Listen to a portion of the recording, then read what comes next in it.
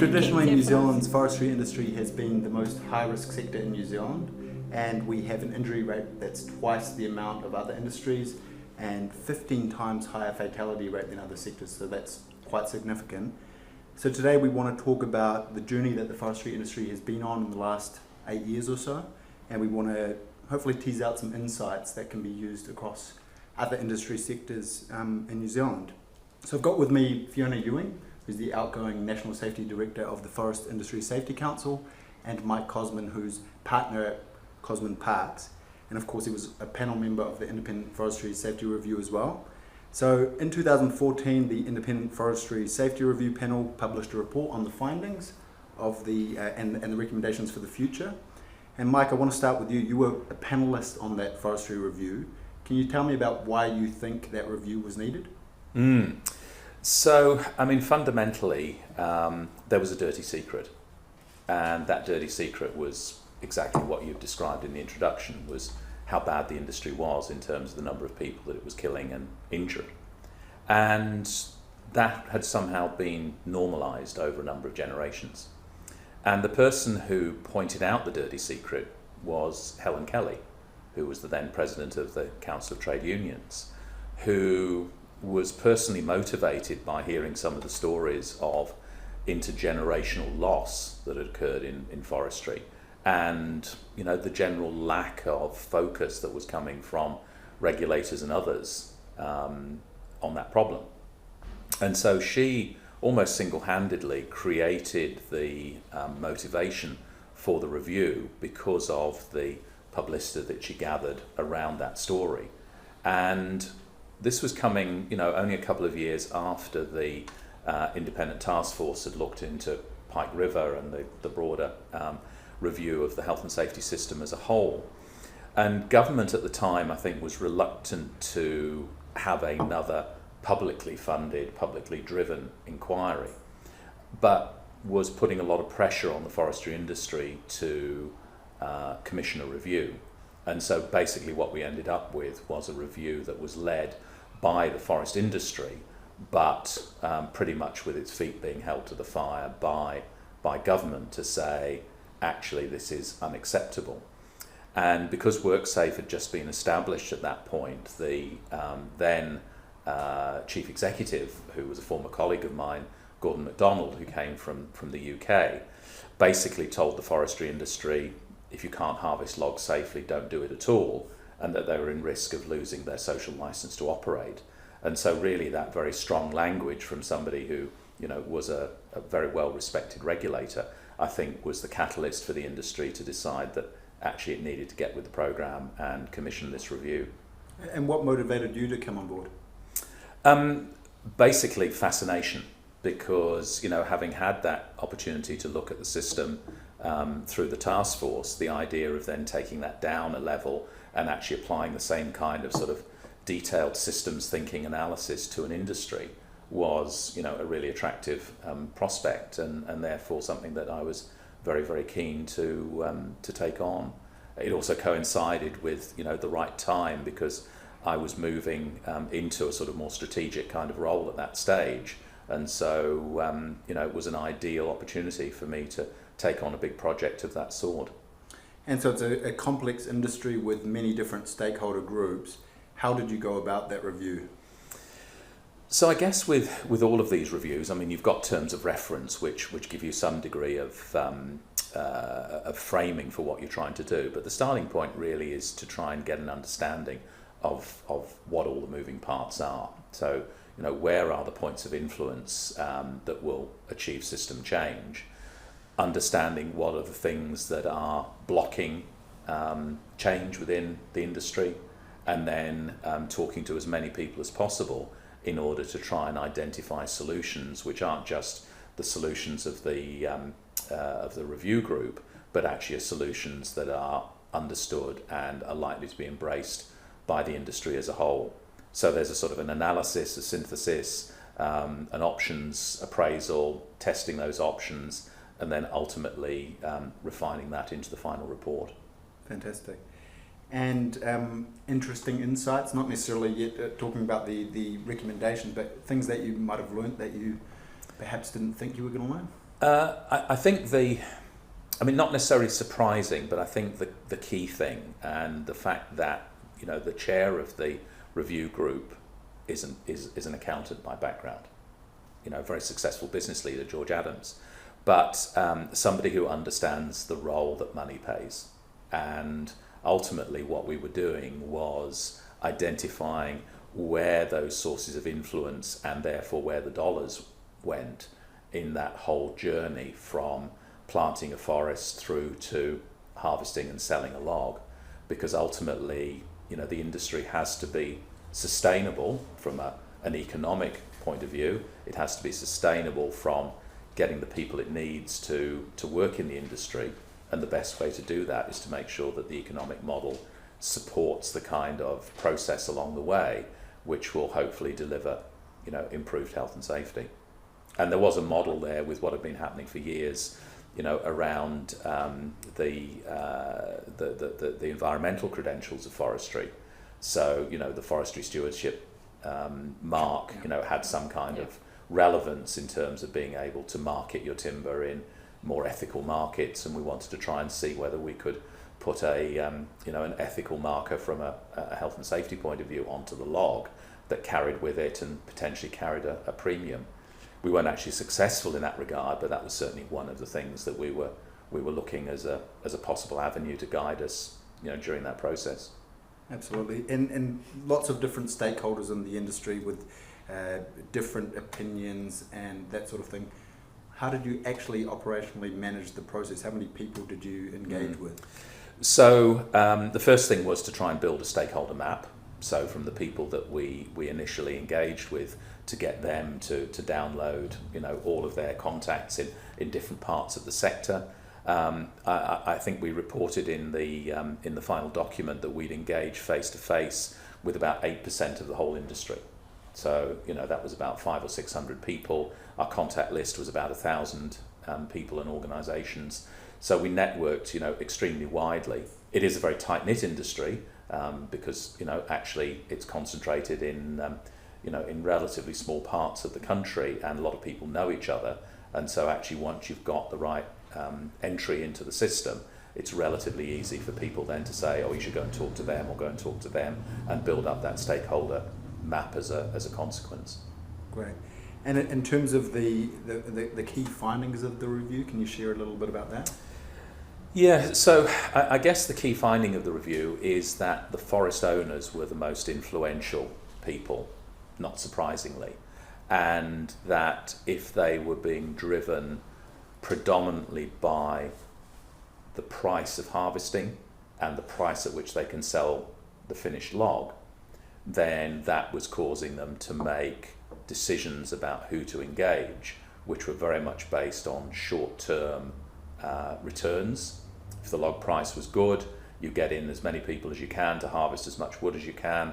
When the log price is poor, you lay them off and don't worry too much what happens to them, which meant that the industry as a whole was significantly undercapitalized, because a lot of the harvesting crews were very small, often family based enterprises who didn't therefore have access to significant amount of capital to invest in modern good quality equipment.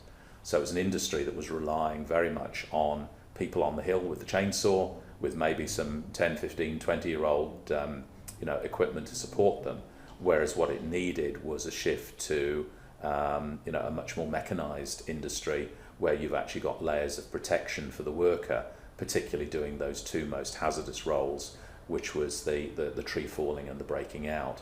And if we could move the person further away from the danger point and give them some physical protection in the form of a cab in a machine, then that was what was going to make the biggest difference to those most serious, fatal and life-threatening injuries. And so there were a number of recommendations of the review. What, in your opinion, were the most important ones? I think it was about creating that visibility down through the supply chain. Bear in mind this was 8 years ago, before we had chain of custody legislation in Australia, or before we had some of the overlapping duties that we've now got in health and safety legislation. So it was really about making, as far as we could, the forest owners recognise that they had skin in the game, that they were liable for the outcomes that occurred several steps down the chain in the forest, and that actually they needed to change that economic model in order to encourage more investment in mechanisation and to take greater ownership for the competence and capability of the harvesting crews that they engage. And obviously another recommendation of the review was that the Forest Industry Safety Council would be established. Yes. Fiona, you started with FISC in 2015, which was shortly after FISC was created. What, in your opinion, were the most important findings of the review, and how did you see FISC fitting into that context? I think the key thing really was about getting the sector to work together. So health and safety had sat with the forest owner group, and we hadn't really pulled contractors and workers and other key stakeholders together, and that was the real difference in terms of FISC. It was a true tripartite body. Yeah. So it had, government agencies, it had the industry, and it had the unions and independent worker reps sitting at the table. Great. So we had all the key stakeholders working together. And so you started with FISC, as I mentioned, in 2015. How did you become involved? Oh, I got a shoulder tap. And I had been thinking about moving. I was working at the time in the electricity supply industry. My background actually is primary industries. So I'd been thinking about a move into primary industries, and I got a phone call and someone said, "Do you fancy working in forestry?" And I foolishly said yes. And here I am 7 years later. So it's been an interesting journey. And so you're obviously just about to wrap up with FISC. I am. Can you give us a rundown of what that 7-year journey has looked like? Ups and downs, highs and lows, good stuff, bad stuff. What Mike's been talking about in terms of the economic model still exists. So one of the key issues with the industry is the economic model. It's dictated by export log prices, and that's what drives everything within the sector. So anything that you're trying to achieve is done within that context. And on the FISC website, there's an overall objective there of 0 fatalities and 0 harm. That's a pretty lofty goal, as we know. But it's the only one to aim for, really, isn't it? And it's interesting what Mike had said about the thinking used to be that if you worked in the bush, you would die in the bush. And I think that's one of the most significant things that's changed now, is that that's no longer acceptable. People don't think that's right. So that's a shift that we've seen. And I think the other piece that wasn't included in the review, but it's a focus that we've had, has been on health and well-being and mental health. Because if you don't have those things, you're not going to have someone that's going to be able to work safely in an environment. And we see a lot of issues within forestry that are in that space. So in the mental health space, that's something obviously that's become much more prevalent across the whole of the, I guess, health and safety industry in terms of awareness. Absolutely, yeah.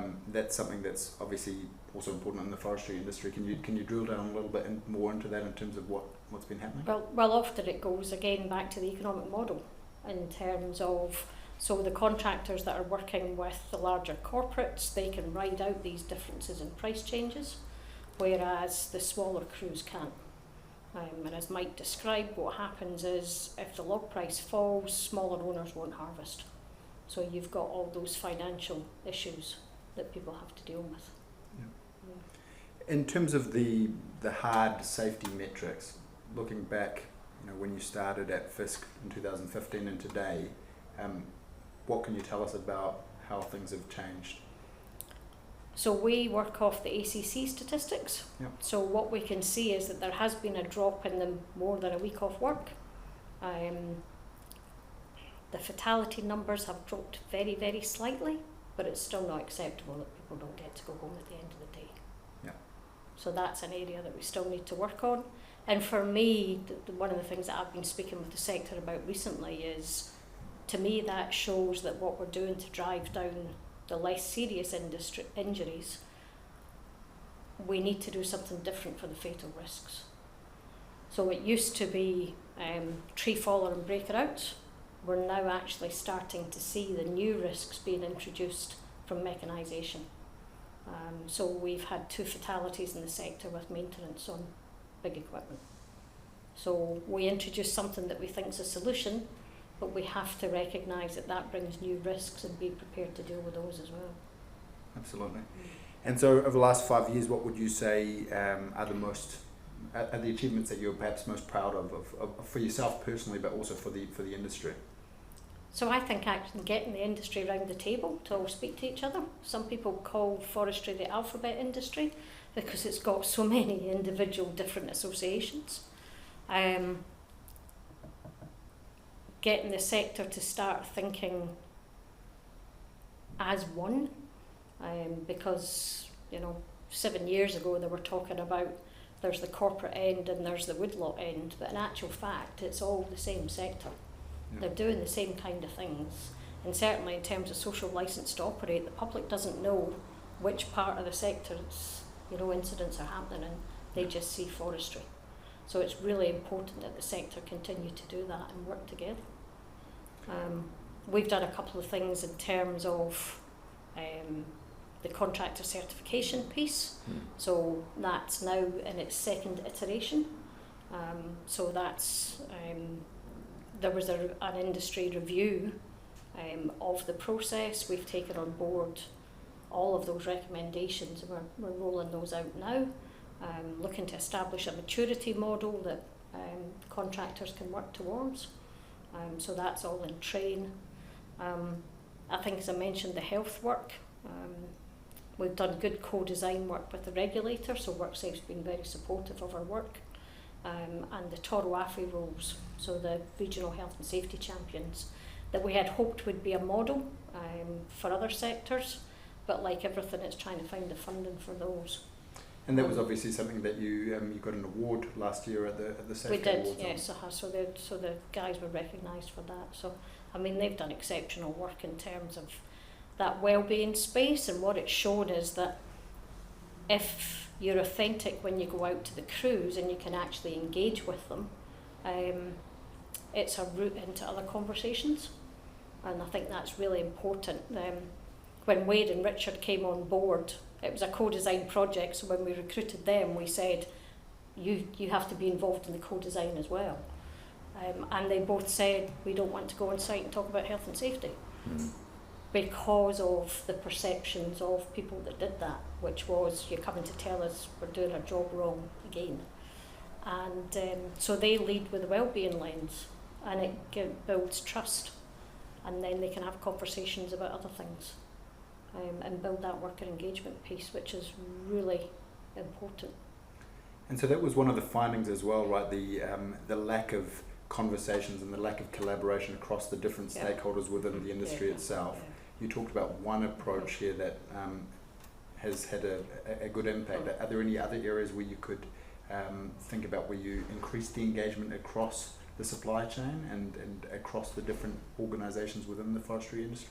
So it's working with all those stakeholders. Within forestry, there's they're called regional wood councils.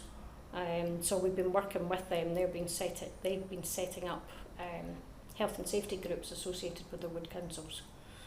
So that regional involvement. Mike said it's a small industry. It's about 7,000 or 8,000 people, but it's actually scattered across the whole of New Zealand, and they work in remote rural areas. So giving them opportunities to come together is really useful. And that also helps build ownership. So there's a certain amount that FISC can do, but we're a very small organisation. In the start it was myself and a part-time office manager, and we've now got a programme manager and the Toro AFI on board. But really the role is to help guide the industry in some of these areas to say these are things that you should be looking at. You talked about the contractor certification, and again that was a recommendation of the review. Can you talk to us a little bit about what that scheme looks like? Yeah, so when we were developing that, we looked at Safe Plus, Safe Plus was kind of being developed in parallel. And what we didn't want was a checklist test that people learn how to pass, because that's often how people are assessed or audited. We wanted much more of an assessment process that focused on key areas. So we kind of piggybacked on some of the thinking from Safe Plus. So we looked at, or we do look at, leadership, worker engagement and risk management are the three key areas that we focus on.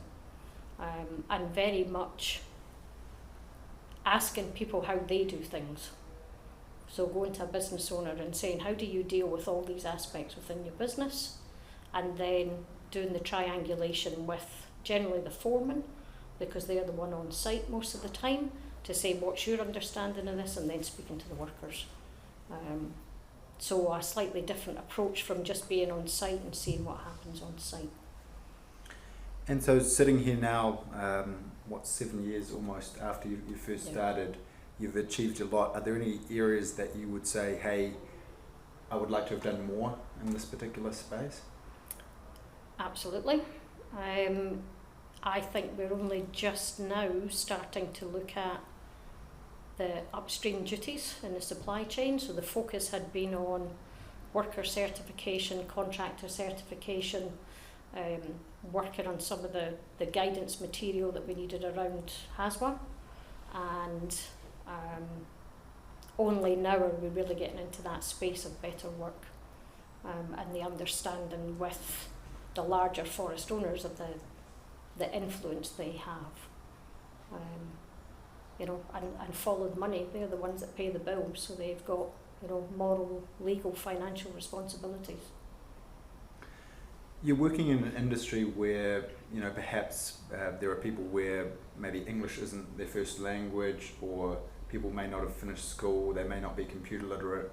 How do you engage those people in health and safety? Exactly the way we're doing it just now. Face-to-face is huge in forestry. We know about a third of people will open the emails that we send. Again, you'll probably get about a third will click through on links and the like. So for us, doing regional events and actually being out and seeing people is huge. Having Wade and Richard going to site is massive. Obviously, we've been knocked back because of COVID. We've not been able to visit sites. But there's no doubt about it, the face-to-face engagement is where we get the most improvement or the most opportunity to get people to think differently. And so you've got two people there that are doing that face-to-face. Yeah. So I imagine... In two different regions. I imagine that more resources would lead to more... They would, but the other thing is about trying to lift capability of people that work in forestry as well. So what you want to be able to do is not just have someone that goes round, yes, help them, but not just tell them. So there's two things that we've developed. So key for me is the communication skills and the leadership skills. And that was so early on we developed a 2-day leadership workshop, so aimed at crew foremen. And when they'd been involved with that, they asked us to do a 1-day course because they said this would be fantastic to do with our crews. Now, forestry does do a lot of training, but they do a lot of unit standard based training. So it's in a classroom, filling the book. And the leadership workshops are experiential. These are some of the skills that you can develop. They have a practice, and by that I don't mean role play, but these are actually giving them exercises and things to build because they're practical people. Yep. So those have been great. And then just recently WorkSafe have funded us to do, and this shows you how language is important. They started out as risk literacy workshops. They're now called Understanding Risk, because what we've discovered is people don't understand risk. They understand the process around risk assessment, but they don't actually understand the risks associated with what they're doing either in day-to-day life or when they're at work. So those two things are helping to lift capability. And Fiona, what do you see as the key challenges for the industry going forward in terms of safety? The change in risk profile. So we're moving towards mechanization, but it's going to bring in other risks. And we saw it in construction when people moved away from using scaffolds all the time to using elevated work platforms. You just have different kinds of incidents if we don't think about how we manage those risks on site. As I mentioned before, you've achieved a lot, and I think it's something that you can be really proud of. What are if you could tell your successor, what are the things that you think they should focus on in the next 6 or 12 months? So definitely the better work piece, to look at that, to bring the supply chain together, but also the worker engagement piece. So to do better work well, it has to be worker centric. You have to speak to the people that do the job and not just tell them things, but actually engage. And engage means listen to them and respond. It doesn't mean just give them information. That's going to be critical. And in terms of technology, what role do you see that playing for FISC and for the wider industry going forward? Oh, there's certainly good options in terms of technology. I mean, there's a huge amount of innovation going on in New Zealand in terms of mechanization, but also automation. So those are certainly being explored just now, and in some cases are in production as well. I think that's an important point because we've got a very, very tight labour market at the moment, and forestry, I guess, has tended to rely on that regional workforce in some of those rural parts of New Zealand for whom forestry was possibly the only job that was available. We're now finding that the labour market is tightening up even in some of those areas, and therefore I think that's partly what's driving the industry to look at automation, as we're finding, say, in other primary sectors, whether it's harvesting fruit or whatever, that actually we can't rely on that natural source of labour to do some of these really tough and sometimes unpleasant jobs. One of the things Fiona was talking about, better work design. Well, who designed an industry where you get up at 3 o'clock in the morning and drive 2 hours to get to work 12 hours, drive 2 hours back, don't have a toilet, don't have decent smoko facilities. That's not fundamental respect for people. Absolutely, and that was one of the things you asked me earlier. What shocked me was that contractors were happy to move several $1 million worth of machinery onto a site and take out thousands of tons of logs, and yet they couldn't get a porta cabin where people could actually go and take a break and get warm and dry their clothes and use the toilet. If we want to get women into the industry, then we need to provide better facilities. So there's a number of quite fundamental challenges that I think we're facing in the industry, and maybe that will be one of the drivers. Yeah. But I mean, the other thing that we haven't touched on yet was that Fiona got me back in to do a follow-up review, in 2018 to see how things were progressing, and one of the key things that came out of that was actually that whilst the industry was trying, at least through FISC, to play its part, maybe MB and WorkSafe, in terms of what was expected of them, were less accountable. And so contrary to the sort of the tide, the industry wanted certainty. It wanted an updated approved code of practice. It wanted industry-specific regulations, because then there was no wriggle room where people could come up with different interpretations as to what good looks like. And so that was an expectation that was placed on MB and WorkSafe that would happen, and it hasn't. And it's not even on really their immediate agenda for change. And so I think that's something that if we really want the industry to move forward, then it has to be that tripartite that you talked about, which includes the regulator. And the regulator was very active in the early stages because it had fire in its belly, but I think some of that has dissipated. Yeah. But the other thing is that, as a leadership organisation, what we speak to the industry about is you shouldn't be waiting for the regulator to set the bar.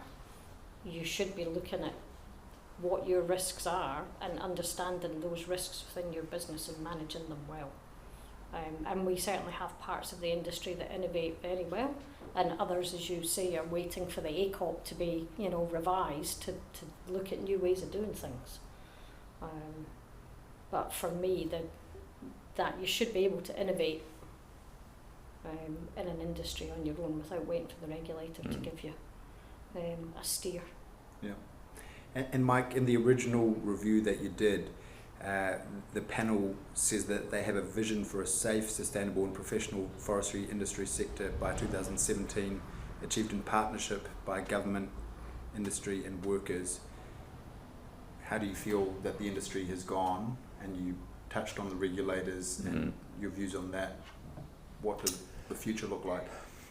I think that the future is going to look different. I'm not sure I can predict what it's going to look like, because forestry has now, or is now, changing its focus from being a producer of wood to being carbon farming. And the extent to which New Zealand will be shifting more to the latter at the expense of the former, I'm not sure. Obviously, we've talked about global supply and demand, and that applies as much to carbon credits and what they're worth. So we could end up with a situation where a lot of the effort goes into planting in order to get the carbon credits at the expense of harvesting, because once you've planted, if you chop those trees down, you lose your carbon credits. So there's an interesting dynamic there. We just used to look at the log price. Now we've got another significant indicator which is driving a new range of investors coming into the industry. And there's a separate argument that people will be aware of in terms of whether this is a good use of productive farmland to turn it into forestry, whether it is going to create long-term jobs if all you're doing is plant and walk away. But I think there's some real strategic issues that the industry is going to have to get its head around, and which government is going to have to get its head around. So, is it safe? Clearly not, because we're still killing more people than in other industries. Is it sustainable? Obviously, for a number of reasons, it may not be if it can't get the workforce that it needs and can't deliver, safe harvesting. Is it professional? I think it's getting professional. I think people are valuing change from that point of view. Yeah, I think people are valuing skills. I mean, Fiona talked about leadership. Leadership was not valued as a skill. Leadership was how hard can you work the crew to maximise the output, and if somebody disagreed, was how you took them around the back of the machine and explained in words of one syllable what you wanted. I think we're now seeing leadership being valued, people being promoted because of their good leadership skills rather than just because they're the hardest driver. So we are getting there. I think professionalism in forest management as the intermediary often between the forest owner and the contractor. I think we're seeing some good progress in that space, because obviously a lot of the forest owners who are investors predominantly don't actually know how to get best value out of the harvest, and so they are engaging intermediaries, and those people are definitely getting on board. Yeah. So I think there's some positive signs, but it's also an industry that's got a few twists and turns ahead of it. Yeah. And so looking back, based on the recommendations that were made by the panel, has it reached the level that you expected it to at this stage? Probably not. Hope rather than expectation. So obviously we set very ambitious targets because we wanted to create a sense of urgency, a sense of momentum, once the review had taken place. But inevitably, the focus of media attention, the focus of regulator attention starts to shift elsewhere, and so the industry hasn't perhaps, made as much progress as we would have liked. The fact that FISC is still here is a good sign.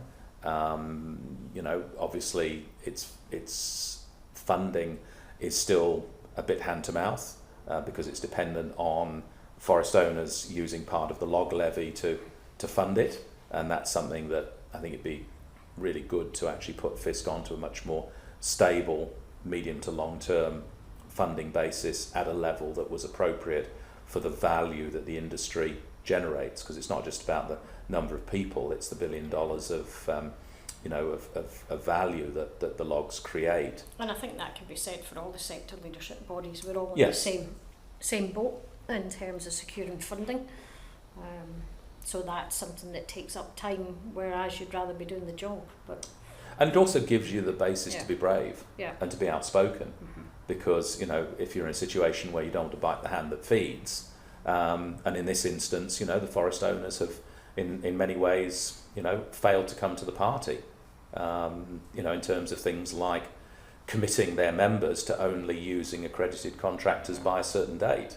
You know, that would be a significant move that they could make. Although last week I've got the revised safety charter signed, so And does that commitment that commitment has now got Safety certification in it for the forest owners. Oh, yeah. congratulations. Yeah. So that Yeah. is A big win. that was a big win. Got across the line before I finished. And the other thing that we've actually been looking at, and again it comes back to the health piece, is looking at alcohol and other drugs. And we've done a couple of case studies recently about actually forestry contractors that are helping rehab people. So it's a recognition that there are good people that have had problems with alcohol and other drugs, but we don't want to exclude them from the industry completely. How do we work with them to keep them within the industry and keep those skills? And that's a reflection of some of the other issues that the sector and other sectors are up against. You know, if people, you know, if they do want to go and do rehab, it's just not available for them. So that's not just a forestry problem. And also, I guess, employers supporting access to primary health care, because in a lot of those deprived parts of New Zealand, it's very hard to get a GP to even come and work there. And if you're working 2 hours away in the bush, it's very hard to actually get to a GP during normal surgery hours. So, you know, the whole notion of bring the doctor to the work site rather than the worker to the doctor, you know, which is something that Fiona and I both had experience of in the UK in the construction industry, is a really positive move as well. So we talked about resource limitations. Are there other barriers that you can think of that are in the way of us making further progress in the forestry industry? I think maybe for me it's about raising the expectations of workers as to what they should find when they go to work in this industry. Because we want them to be advocating for their own environment rather than being victims of what they're given. And so whilst the Toroafi have been great in terms of having those conversations, I think there's still this perception that, you know, if you can't get a decent job, you end up in the bush, rather than that notion of professionalism, which is really important. But I'll just tell you a little story on that. When we held a meeting with a big group of workers as part of the Forestry Safety Review, I think we had 20 or 30 people in the room, that was hosted by the Council of Trade Unions, and we were going around the room and people were introducing themselves, and there was a Kiwi guy there, and he says, I'm just a chainsaw operator. And then as we went round the room, there was another guy from British Columbia who said, I'm a professional tree faller. They did the same job, but just that perception of themselves was totally different. And I think we've still got that problem of self-perception, which I'm just doing a job, rather than I'm in a profession that requires a high degree of skill, high degree of training, high degree of focus, high degree of physical fitness, and actually that I'm delivering, you know, a massive amount of value to other people as a result of my efforts. And I think if we could change that perception to really see it as a profession that people aspire to, then it would make a big difference. Again, that is shifting. So we've now got, there's worker certification, what we call them professional tree fallers. And the manual tree fallers that are out there now are becoming scarcer because of mechanization, which means the skills that they have are even more in demand. And they have to be really at the top of their game. So I think for many of them that professional status is coming now. So we're likely to see, you know, manual tree fallers for a while, but what we want to see is that they are at the top of the game, but also that they get the support when they're doing the work. Often we see there's a focus on how the manual tree faller's doing things, rather than thinking about why are we doing manual tree falling, and if we are, how are they getting the support, what's been done beforehand, because that interface between mechanical harvesting and manual felling is really important. So all that pre-planning that gets done is a key part, and again, it's part of doing the job professionally. And so the Health and Safety at Work strategy for forestry says that sectors can use their influence, expertise and insights to improve the health and safety performance of individual businesses, and that sector bodies have a key role to driving behaviour of businesses at an industry level. How, in your opinion, does FISC facilitate this? I suppose it's looking at the right parts of the supply chain, and one of the key things that we've been doing over the last 18 months is actually working with the forest management companies that aren't part of forest owners. So you've got forest owners, so that's the corporates, you've got Farm Forestry Association, so that's the people that own small scale forestry, and in between that you've got the forest management companies. And that's allowed us to be able to influence smaller contractors. So by engaging with that part of the supply chain and them understanding what we're trying to achieve, we work with their smaller contractors. So it means that we've got a greater reach. And I think you also did some good work in engaging with people like the finance companies, because part of that shift to mechanisation required the finance companies to be willing to lend more to contractors who wanted to make that shift from manual to mechanised, and there were a couple of key players in that sector, and so explaining to them what was happening and getting them on board, I think was a good move as well. And the same with contracts as well. So big forest owner managers are now looking at the contracts that they have, because they understand that you cannot expect, particularly a harvesting contractor, to make that investment in that type of equipment if you're not going to give them an extended contract, because they can't take it to the bank if you're only going to give them 6 months. They need a forward business plan, and and that's the same in other sectors. Construction's the same. So that's a really good point. So moving beyond the forestry industry, we've had the likes of Chazans for the construction sector, we've got Shopcare for retail and transport and logistics and the supply chain, and then you've got Safer Farms. Are there any learnings that you think that those industry safety organisations can take from the work that FISC has done over the last 7 years or so? Well, we actually work together quite well. We do all meet on a semi-regular basis and share ideas and concepts. So the leadership workshop that we've developed for forestry originally came out of an idea from construction. But we've taken it more down the leadership and communication skills rather than health and safety. So, and the transport aspects that Shopcare have been looking at. So we do try and not overlap too much and actually learn from each other and share things. Mike, any thoughts on the industry safety bodies and how they can collaborate and what the learnings are? Look, I definitely think this is the way to go, because so many of the issues are linked to supply chains, and so the only way you're going to really understand the supply chains and what the points of influence are is really getting in deep with the sector.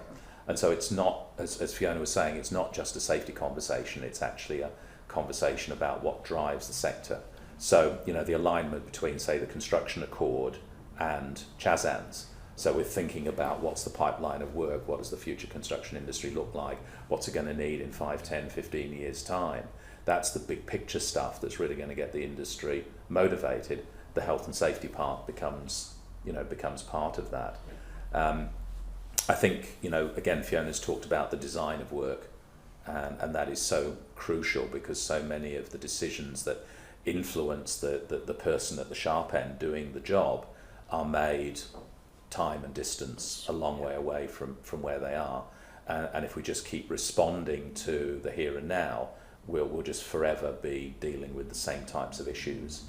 Whereas if we can really get that much more strategic approach, and hopefully if that's a win-win because it actually delivers better, more efficient and safer work, then ultimately that's what people will be willing to invest in. And that does mean that those primary industries are going to change, there's no doubt about it, but they have to change for all sorts of other reasons. We can't get enough truck drivers, we can't get enough construction workers, we can't get enough people to pick the fruit, we can't get enough people to to work in retail. So we have to actually think about doing things differently rather than clinging on to the status quo and just hope that we can somehow put a cherry on top. And so you both talked about the cultural shift that the industry has gone on over the last number of years.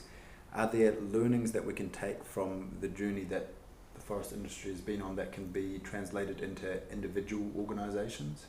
Absolutely. I mean, one of the I'll just tell you a story about a silviculture contractor who went through certification, but his foreman also did the leadership workshops. And when the company owner contacted the auditor to go through safe tree certification, the auditor contacted our certification manager and said, "I don't want to do this." He's like, "Why not?" "Oh, I know the company and it'll be difficult." This person had been working in corporate forests for 30 years, but they went through the process of certification. The foreman did the leadership workshop, so that's the communication, leadership skills. Richard Stringfellow, who's the Toroafi based out of Topo, actually spent some time with the crew, actually working with them on their working engagement skills. And those things together all work to produce a really good crew. And the owner at the end of that said, it was a good process, but he had the best crew that he'd ever had in 30 years of business. He had happy people, he had reduced turnover, reduced absenteeism, reduced rework, which in silviculture is massive. So for me, it's all about the people. If you look after the people and you give them the skills to be able to communicate with each other and the environment where it's safe to raise issues, that's what makes a difference. For you, Mike, any learnings that you think could be useful for individual health and safety practitioners or businesses on their safety journey? Look, I think it's about taking that system level view and actually understanding, the position of your individual business in its wider ecosystem. It's really hard to act like King Canute and try and turn back the tide of what's rolling in on you. Now, obviously, for an individual organisation or individual health and safety practitioner working within a company, they can do what they can do. But I think where, as a profession, we need to be working harder and smarter is in actually making sure we get the right people like Fiona engaged in these industry bodies and actually really trying to promote the right messages at that strategic level. And so, as Fiona's talked about, WorkSafe are talking the talk about upstream duties. They're talking about getting involved with directors, but actually they need help. And I think we're in a position to help them. There's a really interesting project that's just kicking off at the moment that WorkSafe are funding in conjunction with the Institute of Directors, the Business Leaders Health and Safety Forum, and the GM Safety Forum, which is really to help articulate more clearly the role of governance in driving health and safety. I think that we've got a way to go in terms of engagement with supply chains, because the message is not just about the big stick. The message has to be about that economic argument, that social argument, that win-win situation that we're trying to create. And I know, Phil Parks believes that, and he talks a very good talk. I'm just not sure that the rest of the organisation is really acting or is being seen to act in a very strategic way in terms of how it uses its influence to drive that sector performance. So I think we definitely need to be working much closer together as a team and not to be seen as us and them, the regulators, against the industry or against the health and safety profession, because that's where the big wins will occur. Fiona, for you, any personal learnings from being involved in this industry transformation? Anything that you want to share around things that you've learned in the last 7 years or so? For me, one of the things that's been really interesting when you see the public perception of forestry, but the people that work in forestry have got a great pride in what they do. And there are professionals that work in it. There is good innovation that's in forestry as well. I think for me professionally, one of the things is to remember to keep those connections, because when you're working in a relatively small organisation, even though you're dealing with lots of other people, you have to keep those other connections. And I think that's really important when you're trying to do something like this, is to have that almost peer support group. And obviously there's a unique set of skills that are involved in, you know, leading an industry safety journey. For those health and safety practitioners that are aspiring to kind of move into a role like you've had over the last 7 years, are there things that you think you can share with those people? So you have to look beyond health and safety.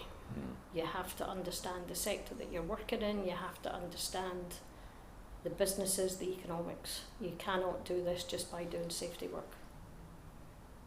You have to look at other aspects.